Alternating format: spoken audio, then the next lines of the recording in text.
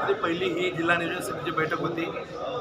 जिल्हा नियोजन समितीचा जो अहवाल सादर केला, एकंदरीत राज्याच्या ज्या नियोजन समितीचं कामकाज आहे ते आयपास प्रणाली असेल, कामांना प्रशासकीय मान्यता, वर्क ऑर्डर, त्याचे ज्याला म्हणतो की युटिलायझेशन सर्टिफिकेट, थर्ड पार्टी ऑडिट्सपासून जे काही करायची प्रक्रिया होती, जिल्हाधिकाऱ्यांनी जी आकडेवारी दिली, जो निधी खर्चित झाला तो माझ्या मते राज्यातल्या पहिल्या 2 ते 5 नंबर, पहिल्या 5 मध्ये जळगाव जिल्हा असेल असं त्यांनी मांडलं गेलं। त्याच्यामुळे आम्ही त्याचा एक अभिनंदनाचा ठराव केला।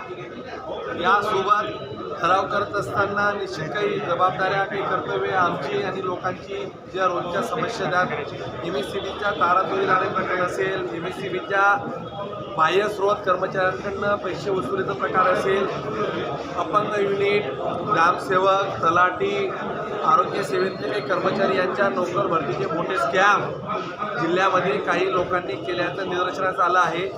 ते देखील आज सांगितलं। अशा काही लोकांकडनं नोकर भरतीसाठी जर आपल्याकडनं पैसे वसुली झाले असतील, त्यांनी जिल्हाधिकारी आणि SP यांच्याशी संपर्क साधावा।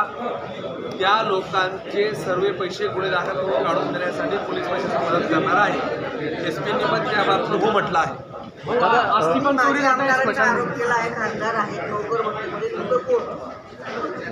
चाळीसगावचे माजी आमदार, माजी खासदार उमेश पाटील यांनी नोकर भरतीमध्ये पैसे घेतल्याचे अनेक तक्रारी माझ्याकडे प्राप्त झाल्या आहेत। मी मागेही सांगितलं आहे, अपंग युनिट, यासोबत ग्रामसेवकांची भरती, आरोग्य खात्याची भरती मी नावासकट सांगतोय, जबाबदारीने सांगतो आहे।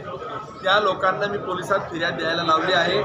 त्यांनी अनेक लोकांकडनं पैसे घेतल्याच्या तक्रारी माझ्याकडे लेखी आणि तोंडी स्वरूपात प्राप्त झाल्या।